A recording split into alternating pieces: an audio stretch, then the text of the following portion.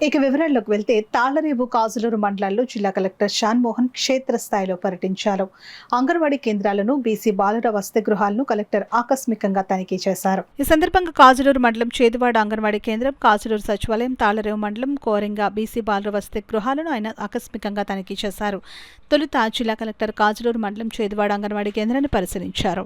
అంగన్వాడీ కేంద్రంలోని వసతులు, పిల్లలకు అందిస్తున్న పౌష్టికాహారం, గుడ్ల నాణ్యత, తాగునీరు, పరిసరాల శుభ్రత వంటి అంశాలను పరిశీలించి చిన్నారులు హాజరు, ఆరోగ్యం, పౌష్టికాహార పంపిణీ వివరాలను అడిగి తెలుసుకున్నారు.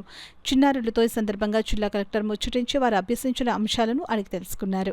అంగన్వాడీ కేంద్రానికి ప్రహరీ గోడ, త్రాగునీరు సదుపాయాలు కల్పించాలని సందర్భంగా అంగన్వాడీ టీచర్ జిల్లా కలెక్టర్ను కోరారు. అనంతరం కాజులూరు సచివాలయాన్ని జిల్లా కలెక్టర్ ఆకస్మికంగా తనిఖీ చేశారు. సచివాలయ సిబ్బంది రాష్ట్ర ప్రభుత్వ ఆదేశాలను పాటిస్తూ సక్రమంగా విధులు నిర్వహించాలని ఆదేశించారు. అనంతరం తాళ్లరేవు మండలం కోరంగి బీసీ బాలుర వసతి గృహాన్ని జిల్లా కలెక్టర్ పరిశీలించారు. వసతి గృహంలోని మరుగుదొడ్లలో పారిశుద్ధ్యం అస్తవ్యస్తంగా ఉండడంపై జిల్లా కలెక్టర్ అసహనం వ్యక్తం చేశారు. వసతి గృహంలోని ఉన్న విద్యార్థులతో మాట్లాడి వసతి గృహంలోని సదుపాయాలను, భోజనం, వసతి వివరాలు అడిగి తెలుసుకున్నారు. వసతి గృహంలోని గదులు, మరుగుదొడ్లు ఎప్పటికప్పుడు శుభ్రంగా ఉండేలా చర్యలు తీసుకోవాలని సిబ్బందిని ఆదేశించారు.